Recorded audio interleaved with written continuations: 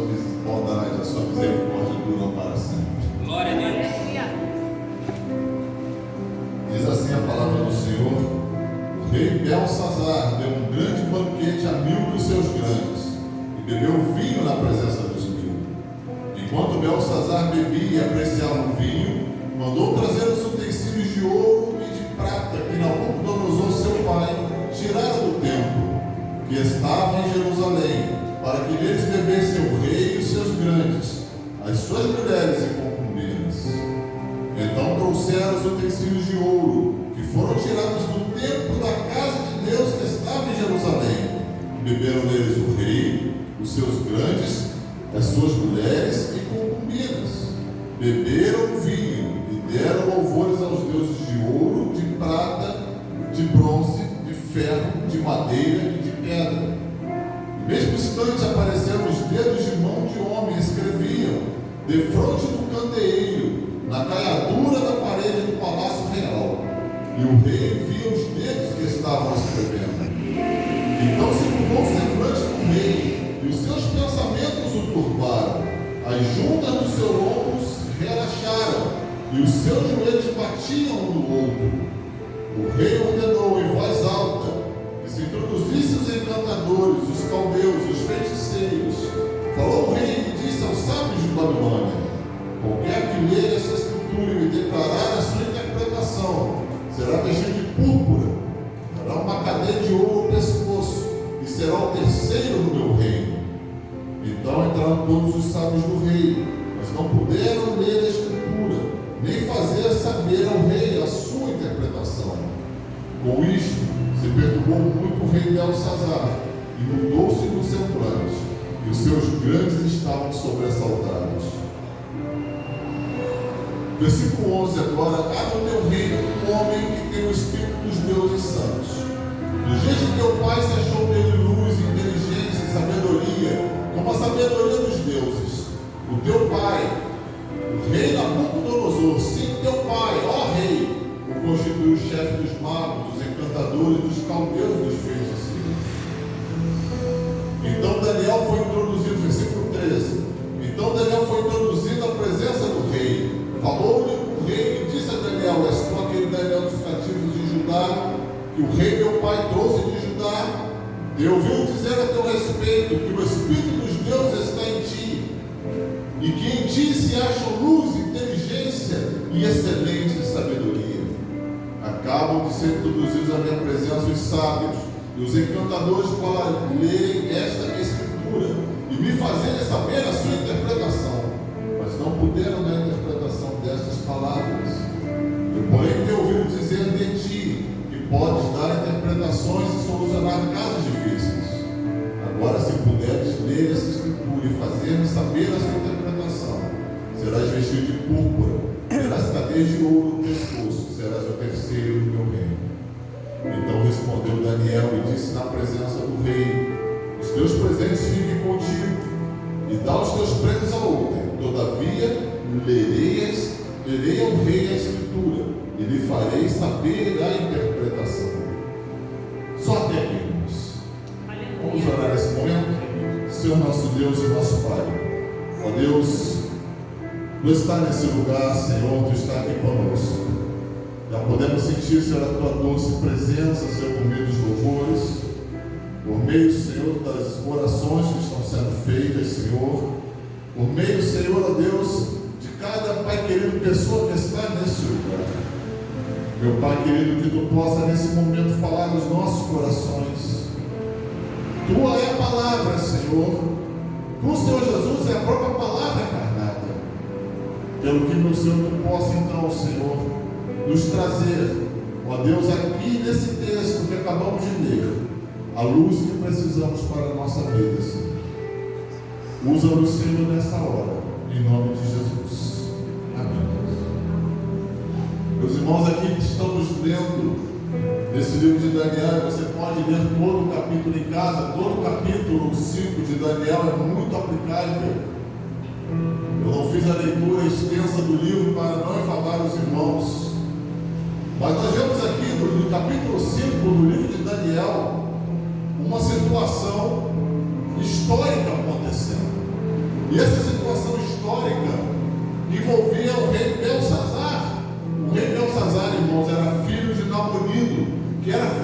Nabucodonosor, rei de Babilônia. E Belsazar estava aqui nesse momento, como acabamos de ler, fazendo sua festinha profana. Enquanto ele fazia essa festinha profana, às portas da cidade estava o exército persa, o exército de Ciro, o grande conquistador, estava ao portão de Babilônia para tomar a cidade. Belsazar não sabia, mas aquela festa seria a sua última. Ele seria morto.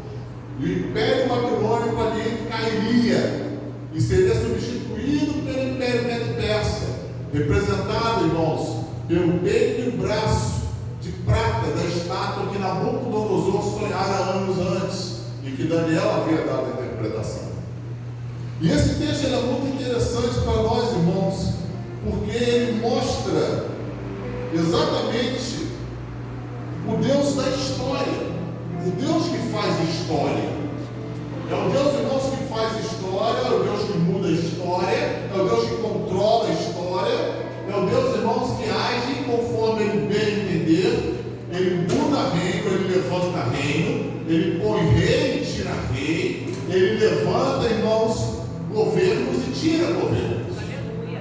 Porque para Deus, irmãos, não há nenhuma coisa difícil em fazer isso, porque Ele é o Senhor de toda a criação. Glória a Deus. E nós vemos aqui que, apesar de tudo isso, Nabucodonosor teve que reconhecer essas coisas. E Belsazar sabia da história de seu avô, Nabucodonosor. Apesar de tudo isso, Belsazar ele ignorava completamente o perigo que ele estava correndo. Ele e os seus estavam correndo. Olha o que Belsazar faz. Ele faz uma grande festa orgia. Ele promoveu uma orgia aqui. Ele promoveu uma grande festa cheia de vinho. E ele encheu a cara, ele virou um pó. E de cara cheia, e sem nenhum temor de Deus, o que Belsazar faz? Ele manda trazer os utensílios do templo de Jerusalém, que Nabucodonosor havia conquistado. Ele tira esses utensílios do depósito nacional de Babilônia para serem usados na festa. Ele faz essa festa, ele não sabia que ele estava fazendo essa festa em meio a uma guerra. Uma guerra que Babilônia iria perder naquela noite. Ele tinha uma segurança dentro dele. Ele confiava nos seus palácios. Ele confiava nas suas muralhas. Porque as muralhas da cidade de Babilônia eram tidas como inexpugnáveis. Eram muralhas fortes, eram muralhas grandes. E Belsazar confiava nisso. E ele tinha aquela segurança, que é a segurança que muitas pessoas têm. A segurança que elas têm em suas posses, a segurança que elas têm em suas forças, a segurança que elas têm em suas condições pessoais, a segurança que têm em si mesmas. Uma segurança pecaminosa, uma segurança que é marca do mundanismo, e que é, irmãos, o prenúncio de que a ruína se aproxima. Uma segurança que não está baseada em Deus, mas está baseada nos falsos deuses. Uma segurança que está baseada, irmãos, nos deuses que não são deuses de verdade. Já começa pelo nome Belsazar. A palavra Belsazar significa Bel proteja o rei, ou o rei protegido por Bel. Bel é um dos deuses do panteão babilônico. E Belsazar, ele confiava nesses deuses, ele confiava no poderio militar que ele possuía, não em Deus, mesmo sabendo o que Deus havia feito com seu avô Nabucodonosor, mesmo sabendo toda a história que seu avô tinha passado. Belsazar, não, isso é história. Eu sou rei, eu sou poderoso, eu sou cheio de mim mesmo.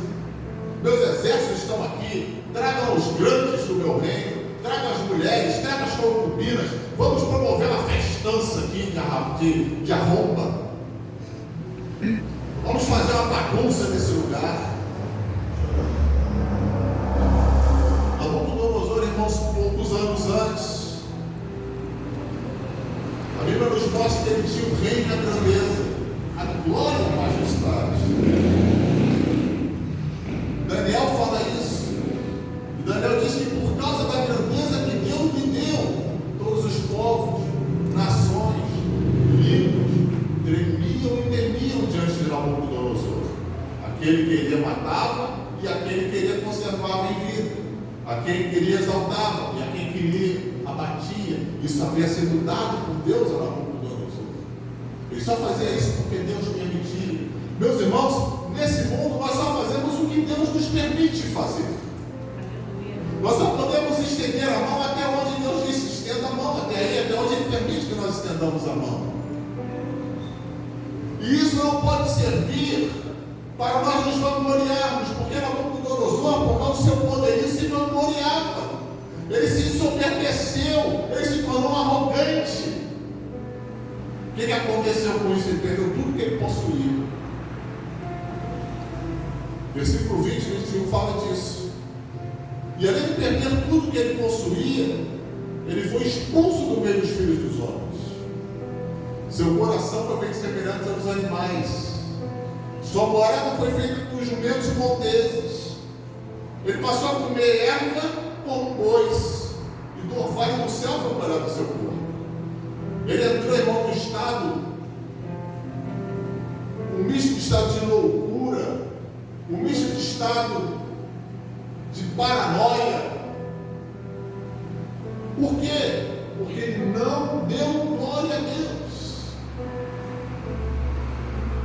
Ele não deu glória a Deus por tudo aquilo que Deus havia permitido ele alcançar.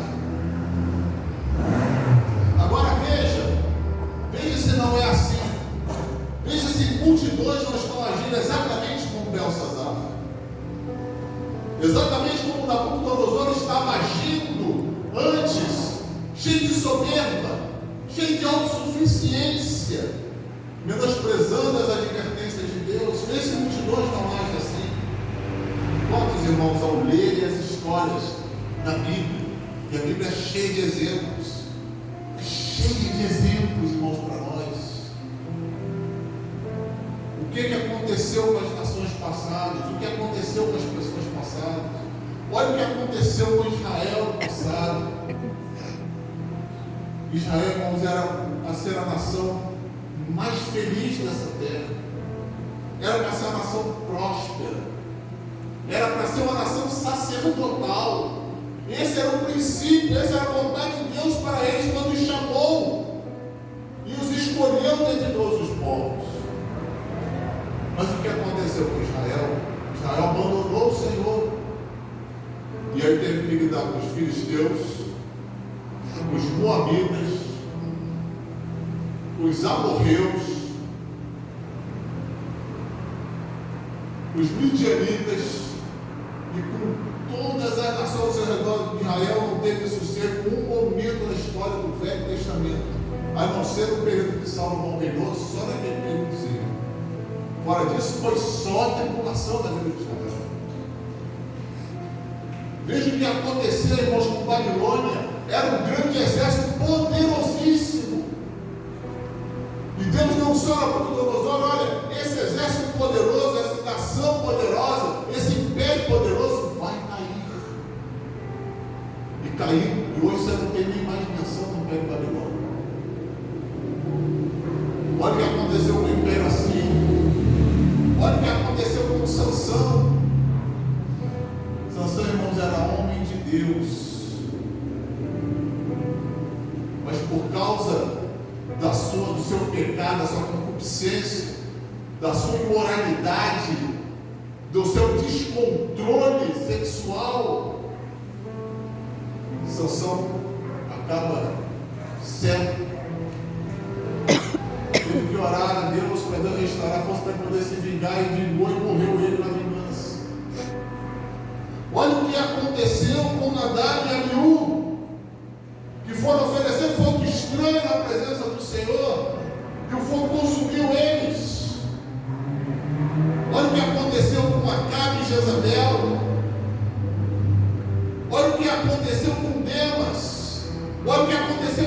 Ananias e Safira, com Judas Iscariote, que após a entrega de Jesus, se enforcou numa corda na beira do penhasco, o galho arrebentou, ele caiu no desfiladeiro e todas as suas entranhas foram espalhadas sobre a terra.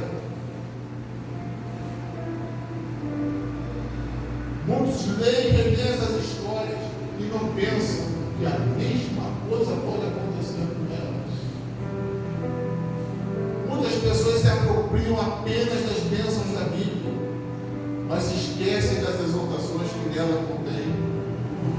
Vivendo, irmãos, uma vida de laissez-faire, uma vida de carpe diem, uma vida de vamos que vamos, uma vida de oba-oba.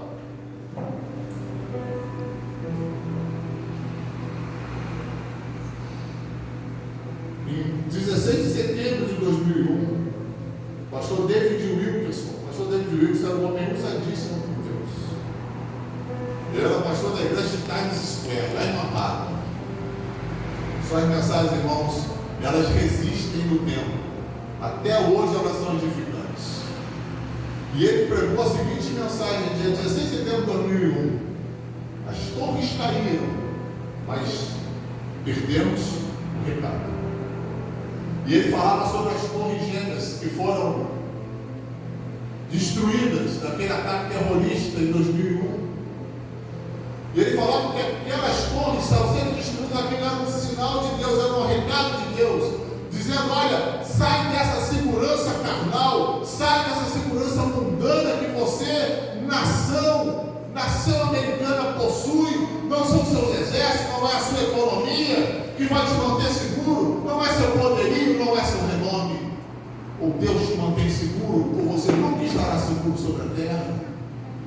E assim é conosco, irmãos. Se Deus não nos guardar, a Bíblia diz: se Deus não guardar a nossa casa, em vão vigia o sentinela. Se Deus não guardar a nossa vida, em vão, irmãos, nós vamos buscar cuidar dela mesma. Em vão nós vamos buscar, com todo o nosso zelo, tentar mudar a cor do nosso cabelo branco e preto, e não vamos conseguir. Vai ficar mais branco e, se bobear, ficar careca.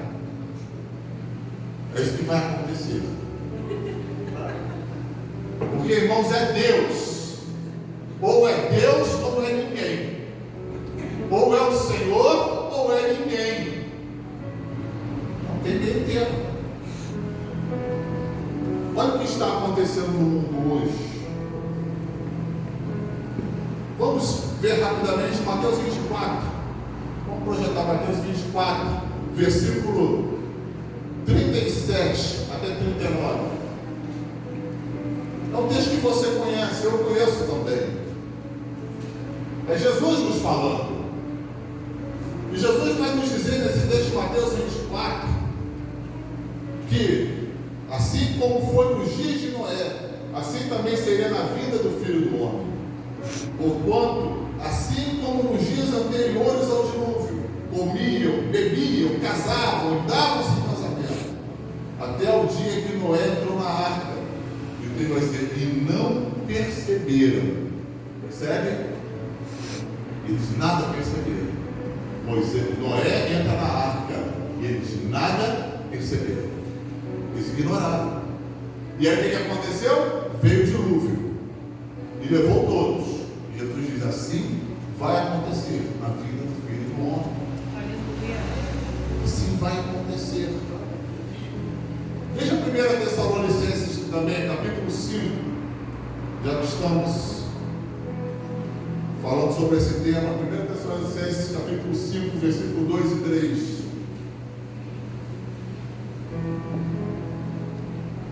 1 Tessalonicenses.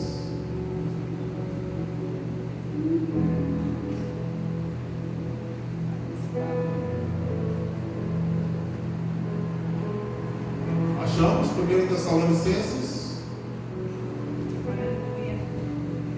Achamos 1 Tessalonicenses? Apagou? Apagou? Então vamos ler nós aqui, irmãos. Não tem problema. Vamos ver 1 Tessalonicenses aqui. Oi? Capítulo 5. 1 Tessalonicenses, capítulo 5. Filipenses, Colossenses, Tessalonicenses. 1 Tessalonicenses, capítulo 5, versículo 2 e 3. Pois vós mesmos estáis inteirados.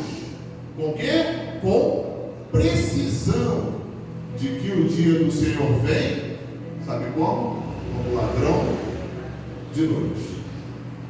Quando andarem dizendo paz e segurança, eis que lhes sobrevirá repentina destruição, como vem as dores de parto a quem está para dar à luz, e de nenhum modo escaparão. O que aconteceu nos dias de Noé? Noé foi avisado por Deus: olha, eu vou destruir tudo isso, eu vou destruir toda a terra, eu vou destruir todas as coisas, eu estou cansado de ver vocês se afastando de mim, seres humanos. Deus disse: eu vou destruir isso tudo, mas não é contigo eu vou fazer a minha aliança. Contigo eu vou estabelecer a minha aliança. Faz a arca. E Noé, irmãos, a Bíblia diz que ele começa a preparar a arca. E ele vai preparando a arca, e vai preparando a arca, e desde o dia que Deus avisou a Noé, até o dia da conclusão da arca, sabe quantos anos se passaram? 120 anos. 120 anos Noé preparando a arca. Preparando a arca. E aquele ato dele de preparar a arca era o prenúncio de que o fim viria. Ele estava anunciando ali a sentença de Deus, tanto nas palavras dele, porque ele era pregador da justiça, como a Bíblia diz. Ele estava anunciando que o fim viria. Ele estava anunciando que Deus iria enviar o dilúvio. E você sabe o que as pessoas diziam? Vendo ele fazer a arca: ô velho doido, ô velho pirado, você está fazendo essa arca porque não chove, já tem não sei quantos mil anos que não chove aqui. Olha só, você vai fazer um barco desse jeito, você vai botar isso, vai carregar nas costas para levar para onde? Esse velho está pirado, esse velho está doidão. Ah, esse velho deve ter enchido a cara com alguma coisa. Então, ele está fazendo arca. Que chuva, Noé! Que dilúvio, rapaz! Não vai acontecer, não! Aquelas pessoas, elas escarneciam de Noé. E por que não dizer escarneciam de Deus? Porque Noé era pregador da justiça de Deus. E elas iam se entregando a seus prazeres carnais. E aí sabe o que aconteceu? Veio o dilúvio. Noé entrou na arca com sua família. Veio o dilúvio. Deus fechou a porta. E o que se viu depois foi uma cena de terror que faria muitos escritores e muitos autores de filmes de terror ficarem com medo e se esconderem debaixo da cama. Porque as pessoas lá de fora gritavam desesperadas: abre a porta, Noé! Nós vamos morrer aqui! E a porta estava fechada. E a porta estava fechada.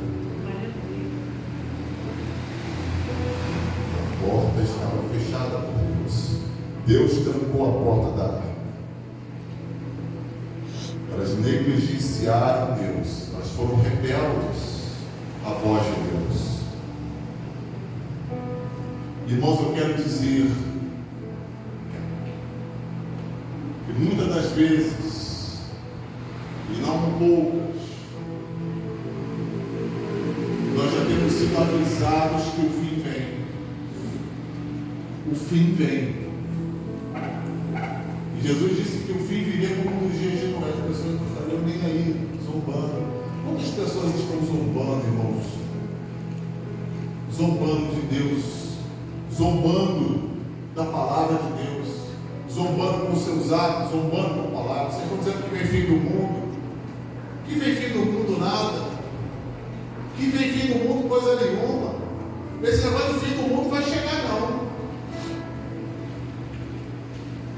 Só que eu quero dizer que vem sim. Jesus explicou, irmãos, que à medida que o fim do mundo se aproximasse, haveria o quê? Guerras e rumores de guerras. O que você está vendo na televisão a todo momento? O que você está vendo na TV? Agora tem o Chaves aí querendo invadir a Guiana, os Estados Unidos fazendo manobra militar, o Brasil colocando tanque na fronteira.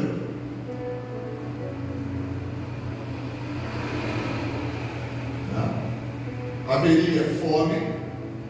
Já reparou quantas pessoas não têm crescido como pessoas famintas na face da terra? Reparou isso?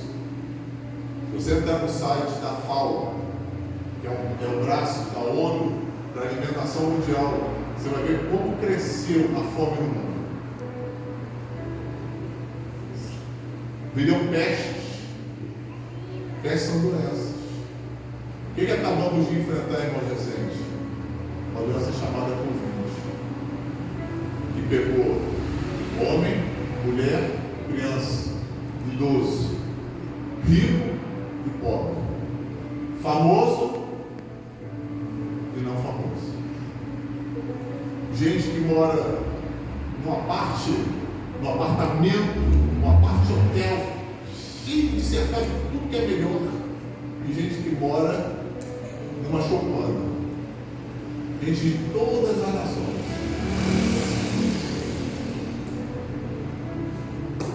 Estamos vendo essas doenças com certa frequência. Terremotos. Jesus disse que vinham terremotos. Já reparou? Estão surgindo bastante terremotos. Até no Brasil. Até no Brasil. Jesus disse que haveria multiplicação de escândalos.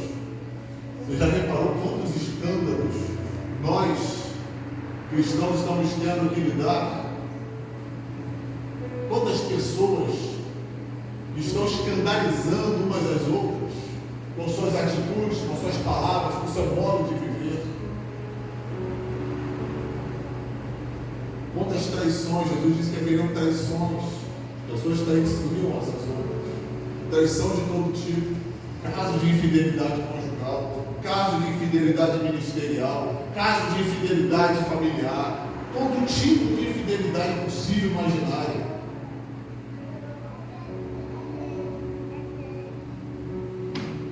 Ódio crescente, as pessoas odiariam-se umas às outras. O surgimento de falsos profetas. Irmãos, hoje nós temos que ter toda a atenção com o ensino que nós estamos ouvindo. Temos que dar graças a Deus que aqui estamos e a palavra de Deus aqui é pregada com seriedade, com responsabilidade, mas em muitos lugares não é assim.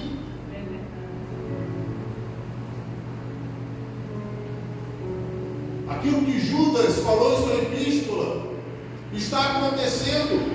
Homens que são como nuvens sem água, são duplamente desarraigados, falando coisas que não sabem.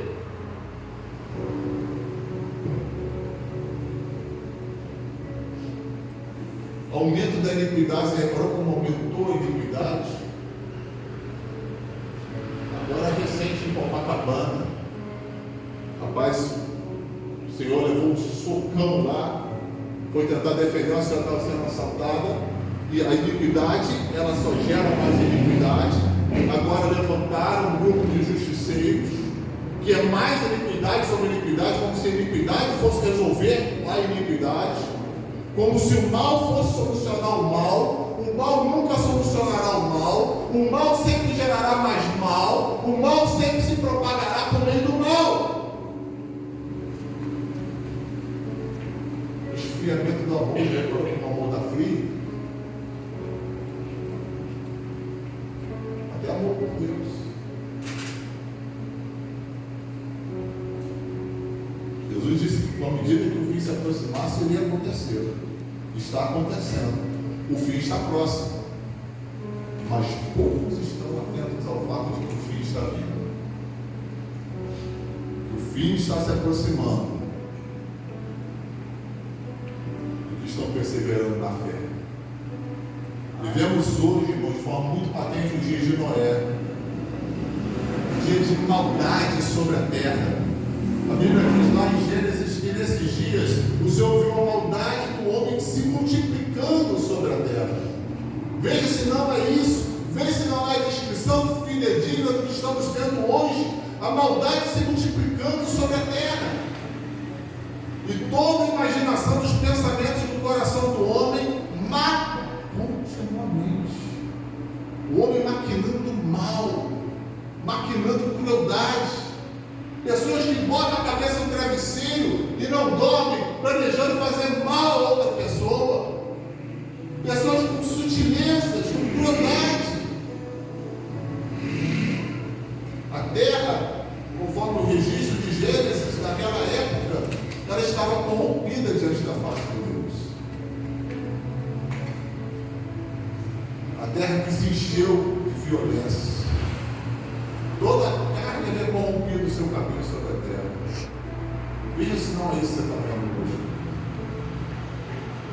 O fim vem. A porta da salvação ela vai se fechar. A porta da salvação vai se fechar.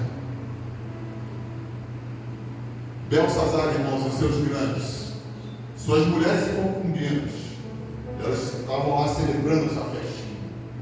Muita bebida, sexo livre, imoralidade de todo tipo, sem saber que aquela noite seria fatídica para ele e para seus irmãos. Naquela noite, todos os pecados de Belsazar seriam expostos, seriam julgados por Deus. Todos eles. Muitos irmãos estão esquecendo que Deus existe, que Deus é santo e que tem uma paciência finita com o pecado. A Bíblia diz, irmãos, que Deus há de retribuir a cada um segundo as suas obras. Ele vai dar a cada um segundo as suas obras. O que eu faço Deus não está vendo. Não, que Deus está registrando. Ele registra o que nós fazemos. Ele registra o que cada homem faz. Ele registra. Não passa desapercebido nada aos olhos daquele que tem olhos como chama de fogo, que tudo vê, que tudo sabe e que tudo conhece. Nada escapa aos olhares dele. Nada escapa ao escrutínio do Espírito Santo. Nada escapa. Não dá para esconder coisa nenhuma de Deus. Tem um salmo que você gosta.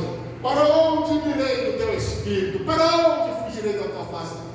Eu adoro esse salmo, mas ele nos fala a verdade. Muito profunda. Não dá para fugir e para se esconder de Deus. Deus ou a gente encara Ele arrependido, confessando os nossos pecados, ou nós vamos encarar Ele como juiz assentado no trono branco e vamos ter que ouvir dele: nunca vos conheci. Vamos ter que ouvir dele: nunca vos conheci. Mas fugir dele de maneira nenhuma. Veja, o inimigo do rei de Babilônia, ele estava às portas da cidade, estava aguardando o momento certo de invadir, de tomar posse dela. Eu quero te falar, irmão, querido, que está me ouvindo nessa hora, que o teu inimigo, meu inimigo, que não é o exército medo-persa, mas o teu inimigo, o meu inimigo, que é o diabo. Sim, preciso falar dele nessa noite. Ele também está à porta. Ele está também esperando o momento certo de vir e tragar a nossa vida. Não pense que ele não nos odeia porque ele nos odeia. Não pense que ele não odeia o homem porque ele odeia o homem com ódio mortal.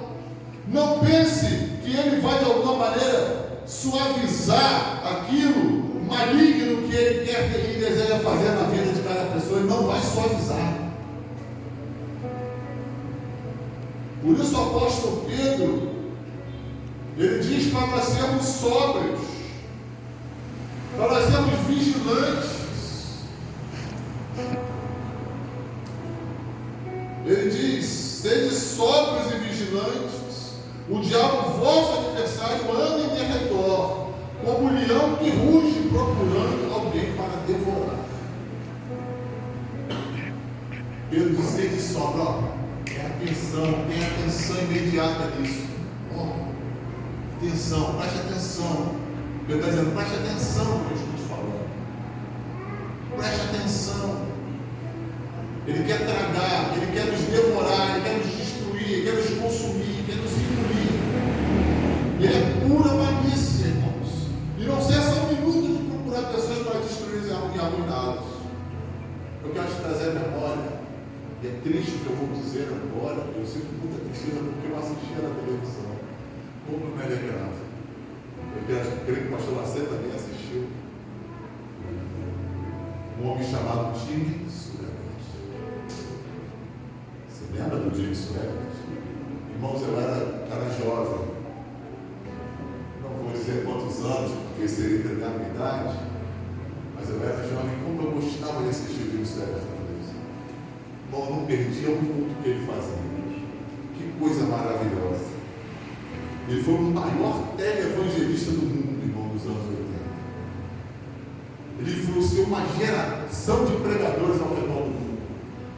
O homem tinha uma palavra tremenda, irmãos.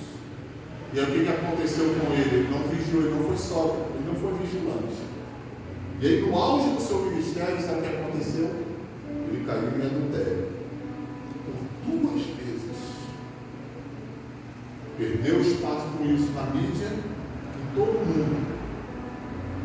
E até o governo dos Estados Unidos começou contra ele numa briga em busca de imposto que ele supostamente havia sonegado. Já em 88, ele foi visto como prostituto em Motel do Texas.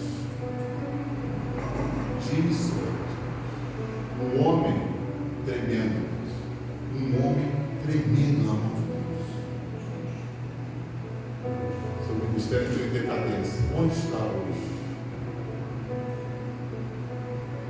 Ele não vigiou. Irmão, esse homem, como Jimmy Swaggart, pode ser tragado pelo diabo. Irmãos, eu vou ficar de olho aberto. Eu vou ficar aí atento. Eu vou ter atenção com a minha vida. Porque, irmãos, eu não sou melhor do que ele em contas eu e você não somos melhores, irmãos, que nenhum dos homens da Bíblia, nem dos pregadores. Nós não somos melhores que ninguém. Nós somos iguais a todo mundo. E nós precisamos ter vigilância, irmãos, na nossa vida. Porque o inimigo está às portas. O inimigo está às portas, irmãos. E à medida que o fim vem, cada vez mais ele está rodando, vigiando, procurando espaço para tragar a vida dos homens.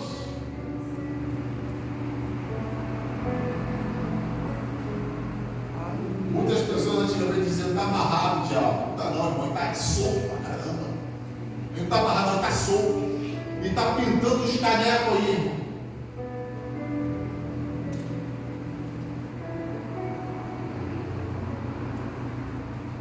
Ele sabe que pouco tempo lhe resta. Não se esqueça que ele conhece a Bíblia, ele já leu o livro. Ele foi parte de cada vírgula que foi escrita. Ele estava presente quando cada vírgula foi escrita. Não se esqueça que ele conhece. Ele citou ela para Jesus. E ele sabe que pouco tempo resta para ele. Ele sabe que o tempo dele está acabando. Ele sabe que o tempo dele está findando. E aí, irmãos, cada vez mais intensamente ele vem contra a nossa vida. Daniel foi chamado. É interessante a gente notar que Belsazar chamou os encantadores, chamou os magos, chamou lá os homens entendidos do seu reino. Interprete a escrita na parede, ele disse. Eles olharam. Não sei interpretar o que está escrito. Você sabe por que eles não puderam interpretar?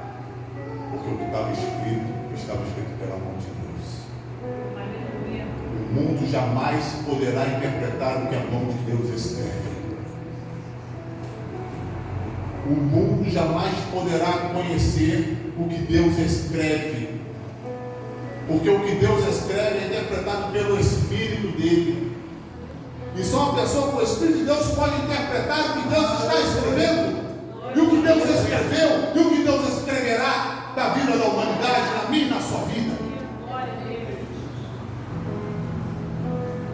E ele diz: ninguém interpretou. Chama Daniel, vem cá, Daniel, traz esse homem aqui.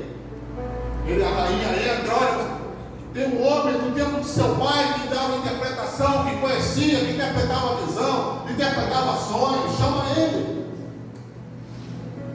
Chama esse homem cheio do Espírito Santo. Chama ele. E Daniel viu e disse: olha, o Belsazar, está escrito ali: Mene, Tekel, Parsim. Pesado você foi na balança. Sua vida foi pesada na balança. E você, querido, foi achado em falta. Deus botou você pesado na balança. Deus colocou a sua vida na balança. Deus colocou você na balança dele. Deus te pesou. Deus pesou você. Só que você foi achado em falta. O registro dos teus atos, as tuas obras,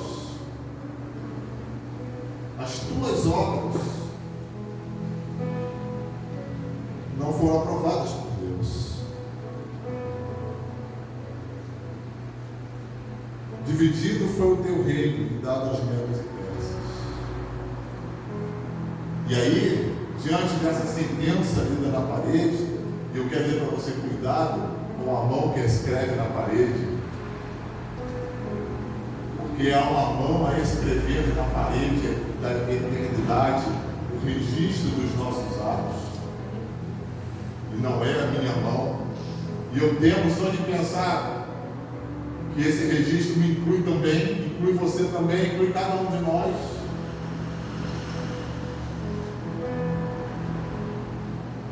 Diante disso, a sentença que Deus havia dado, e que Daniel leu e interpretou, você sabe o que fez Belsazar?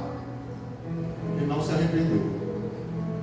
Ele falou: não, vem cá, Daniel, eu vou te honrar, eu vou te cobrir de bênçãos aqui, eu vou te rechear, eu sou o rei, eu sou o segundo no reino, eu vou colocar uma cadeia de ouro no teu pescoço, eu vou te vestir com roupa chique, você vai ser terceiro no reino. Vem cá, Daniel. Falso. Negativo. O que você tem, guarda para você, dá para quem você quiser. Eu não quero porcaria nenhuma sua. Se tudo que você quer me dar é lixo, eu não quero. Você quer me bajular, eu não quero bajulação. Belsazar, ele preferiu honrar Daniel do que se arrepender dos seus maus caminhos. Sabe por quê? Porque talvez isso mudasse o juízo de Deus sobre ele. Se Daniel não tivesse aceito a oferta que Belsazar fez, Daniel teria blasfemado ao Senhor. Ele teria usurpado para si aquilo que era um dom divino. Ele interpretava sonho, não porque era ele interpretava sonho por si mesmo, mas porque Deus lhe dava a interpretação do sonho. Percebe?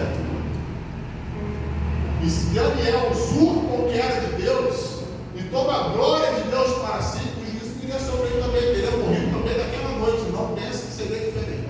Ele teria morrido junto com Belsazar. Hoje, irmãos, eu lamento dizer, mas muitos hoje estão aceitando a glória humana em razão do seu dom celestial. Irmãos, tem, irmãos, pessoas que foram ungidas por Deus, foram abençoadas por de Deus com dom, foram consagradas, foram levantadas na casa de Deus, e que por causa disso, por causa do seu dom, correram, sabe para onde? Para a política. Nunca se viu tanto pastor na política como nos nossos dias. Irmãos, isso é um absurdo. O dom, pastor, não é cargo, é ofício, é dom de Cristo, porque é dom daquele que desceu às mais baixas profundidades e subiu às mais altas alturas e levou o cativo cativeiro e deu dons aos homens. E deu uns para apóstolos, outros para profetas, outros para evangelistas, outros para pastores, outros para mestres, visando a edificação do corpo de Cristo. Aleluia. Irmão, meu dom é dom para o corpo, é dom para a igreja, não é dom para mim. Eu não posso pegar meu dom e vender meu dom por um prato de lentilha muquirana. Lembrou já, né, que eu estou falando? Esaú, irmão, sabia o que Deus te ensinava acerca da primogenitura daquele tempo. Sabia que seu primogênito era ter acesso às bênçãos, inclusive espirituais, da parte de seu pai. Mas ele vai lá e vende a primogenitura por um prato de lentilha, ele estava morrendo de fome. E vendeu a primogenitura por um prato de lentilha. João Calvino, interpretando, irmãos, essa passagem de Hebreus, que diz que Esaú foi profano, que ele exorta, né? O autor aos Hebreus nos exorta a não sermos profanos como Esaú. João Calvino, interpretando essa passagem, ele diz: enquanto estava faminto, Esaú preocupou-se apenas com seu estômago. Depois de se alimentar, riu de seu irmão e o julgou um tolo, porque voluntariamente se absteve de uma refeição. Esse é o comportamento dos ímpios que ardem em depravadas paixões, ou se entregam aos prazeres da carne. Depois de um tempo, entendem como lhes foram fatais as coisas que desejavam com tanta intensidade. Ele traz essa exortação, diz: olha o que aconteceu com Esaú, não seja profano comigo. Não trate as coisas sagradas como leviandade, não trate seu dom como coisa menor. Não trate a sua fé como instrumento de barganha. Não trate a palavra de Deus como se ela fosse um livro de historinha da carochinha. Não trate Jesus como um ídolo. Ele não é. Jesus é o Senhor, irmãos. Ele é o Criador de todas as coisas. Por Ele e para Ele tudo foi criado. E tudo existe, e por ele subsiste.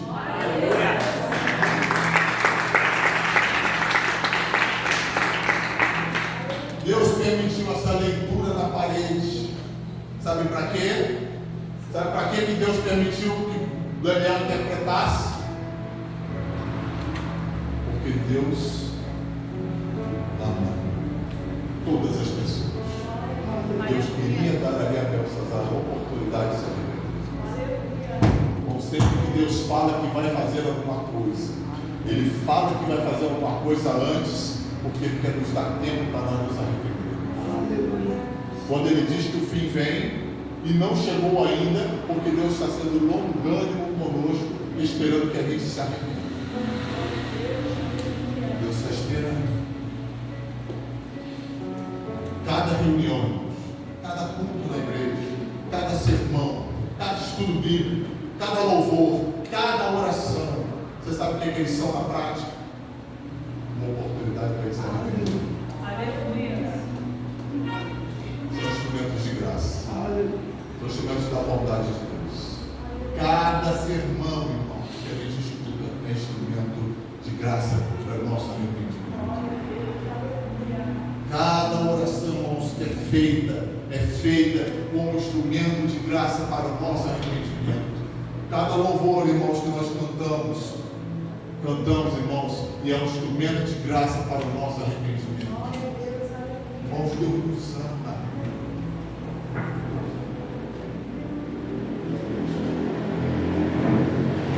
Mesmo no meio da prática do pecado, que Belsazar estava, naquele ambiente de orgia, irmãos, o ambiente mais terrível possível, Deus estava lhe dando a oportunidade de arrependimento. Assim também o Espírito Santo está a falar a cada coração. Está a falar ao coração do perdido, ao coração do pecador, ao coração daquele que está longe de Deus, daquele que está desviado, daquele que está longe da fé, daquele que abandonou a Cristo. Ele está a falar, mostrando a realidade e consequência dos seus atos. E ele está apontando, sabe para quem? Jesus. O Espírito Santo aponta para Jesus. Ele aponta para Cristo. O Espírito Santo, ele sempre aponta para a cruz. Ele sempre aponta para Jesus. Ele sempre.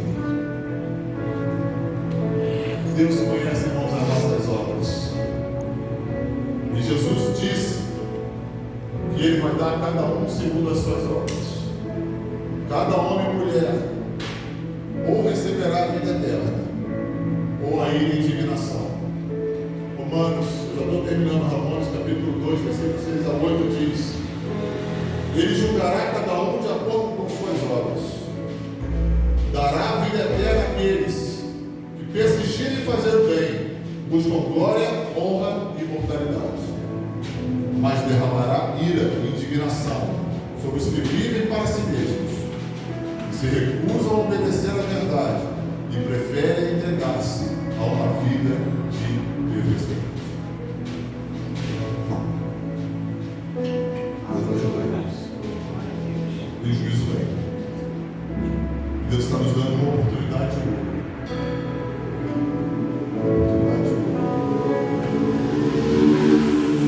A Bíblia diz que Deus não leva em conta os tempos da ignorância. Ele chama todos os homens, ele convida todos os homens ao arrependimento. Deus não leva em conta o passado, irmão, se a pessoa se arrepender. Ele pega os pecados daquela pessoa, embora sejam muitos, pega todos eles, joga lá no lago do esquecimento e ainda bota uma cerca ao redor desse lago com uma placa dizendo proibido pescar.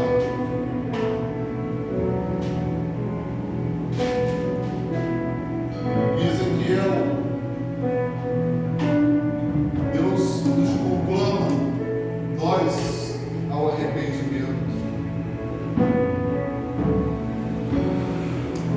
Ezequiel, Deus mandou que Ezequiel dissesse: tão certo como eu vivo, diz o Senhor Deus, não tenho prazer na morte do perverso, mas em que o perverso se converta do seu caminho e viva. Convertei-vos dos vossos maus caminhos, pois, porque a vez de morrer, não dava de saber. Deus amou o mundo de tal maneira que deu seu Filho unigênito, para que todo aquele que nele crê não pereça, mas tenha vida eterna. Glória a Deus. Aleluia. A porta da salvação está aberta, mas ela vai se fechando. Ela vai se fechando. Arrependimento, irmãos, é um ato contínuo da nossa vida. Lembra a história do Jó? Arrependimento é um ato contínuo. E Deus nos chama a nos arrependermos. Deus nos chama, irmãos, a nós olharmos a nossa vida, olharmos para dentro de nós, olharmos para tantos lugares, né, irmãos? Deus nos chama, olha para dentro de você. Olha para o teu coração. O que você vê dentro de você?